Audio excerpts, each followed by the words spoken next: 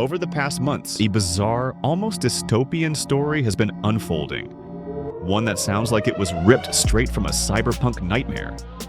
Donald Trump Jr., alongside 3 billionaires, Peter Thiel, Aaron D'Souza, and Christian Angermeyer, are plotting to launch a radical new sporting event. They call it the Enhanced Games. A slick, polished name. But let's be real. This is the Steroid Olympics. The requirement? Juice up to the gills, push the human body to its limits, just don't drop dead from a heart attack while you're at it.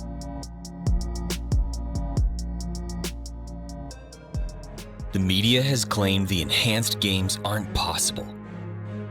But in Trump's America, the impossible is what we do best. Today, Donald Trump Jr., Chris Buskirk, and Omid Malik's 1789 capital join other leading investors in funding the Enhanced Games, a new Olympics for a new golden age.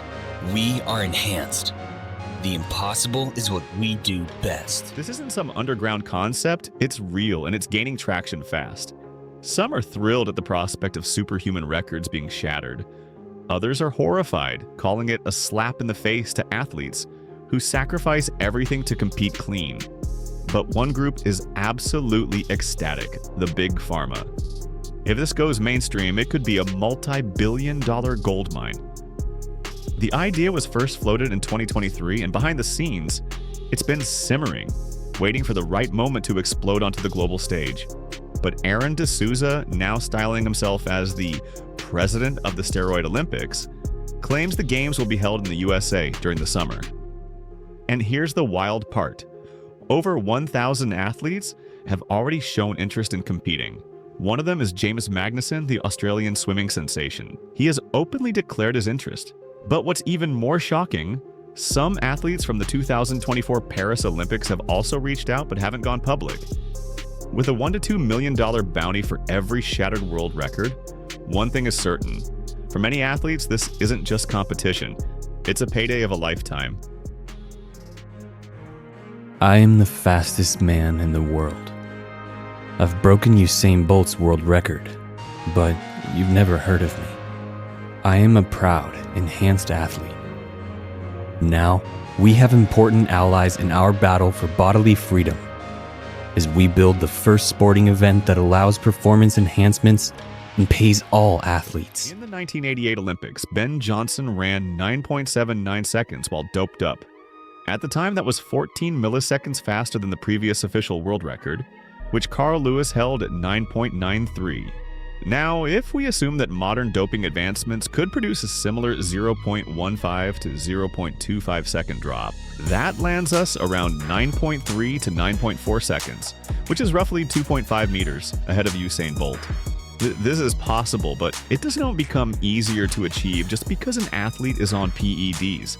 There has been a handful of cheats in the Olympics over the years, just like I showed in my previous video, The Dirtiest Race, which was actually one of the slowest 1,500-meter races in Olympic history, despite 5 athletes being juiced up. Now, in case a record is broken at the Enhanced Games, World Athletics won't recognize it.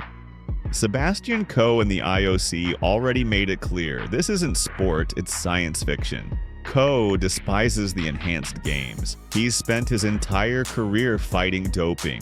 And now there's a whole event where it's not just allowed, it's encouraged.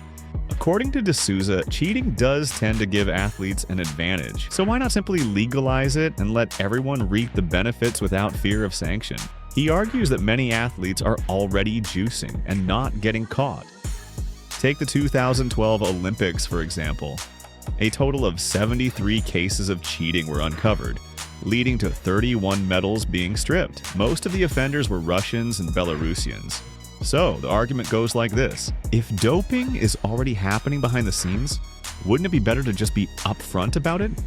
Instead of sneaky, backroom deals and failed drug tests ruining careers, why not embrace enhanced performance openly and see what human potential truly looks like? The 100-meter time is the fastest man in the world. 7 of the top 10 fastest 100-meter runners in history have had a doping violation. And the only one that's not in the top 5 is Usain Bolt. And that's exactly why the Enhanced Games are hitting a nerve. They aren't just about steroids, they're about exposing the hypocrisy of traditional sports. So here's the million-dollar question. Are we about to witness the most extreme sporting event in history? Or is this a ticking time bomb waiting to explode?